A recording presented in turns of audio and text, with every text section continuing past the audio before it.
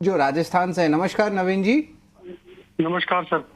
Sir आपका stock है कॉनकॉर और आपने 54 क्वांटिटी लिया 950 रुपीज़ में। और आप ज़रा बोलेंगे कि ये लॉन्ग टर्म बेसिस पे रखना चाहते हैं कि short long term term call investment के चाहिए? लिए लिया था सर, तो मुझे क्या करना रहेगा इसमें?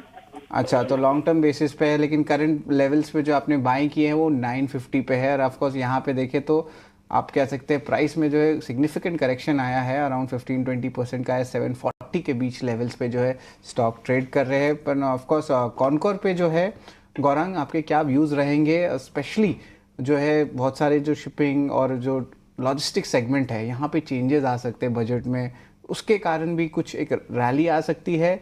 या आपको लगता है लॉन्ग टर्म बेसिस पे कॉनकॉर का क्या लेवल्स रहेगा? इनके बाइंग प्राइस 950 रही है और अभी जो है 745 पे भी लॉस पे चल रहे हैं। तो गौरांग क्या लगता है आपको कॉनकॉर का आगे जाते हुए क्या होगा? देखिए, सरकारी कंपनी है और कई बार इस सरकारी कंपनी को लेकर के विनिवेश की भी बातें हमने सरकार के तरफ से सुनी थी, लेकिन जमीनी स्तर पर कुछ हुआ नहीं।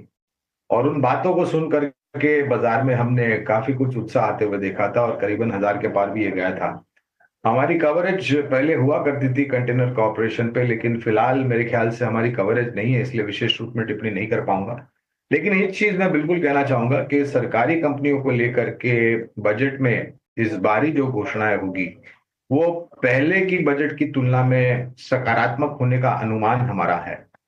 और विनिवेश को लेकर के भी मेरे ख्याल से थोड़ी बहुत तीव्र गति अब आते आने वाले समय में देख सकते हैं।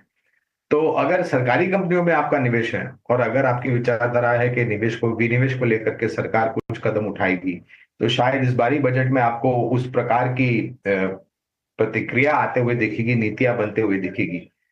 और सरकारी कंपनियों में भी अगर आप देखने जाएं तो पहले वर्षों की तुलना में जो मैनेजमेंट का कामकाज होता था वहां पर और भी मजबूती आई है और दखल अंदाजी काफी हद तक कम हुई है। कामकाज को लेकर के ये सबसे बड़ी रेलवे लॉजिस्टिक से जुड़ी हुई कंपनी है।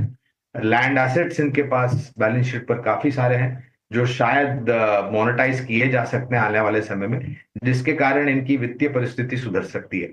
विशेष रूप में टिप्पणी नहीं करूंगा क्योंकि मुझे ध्यान नहीं आ रहा है कि फिलहाल कवरेज है कि नहीं, पहले हुआ करती थी हमारी कवरेज।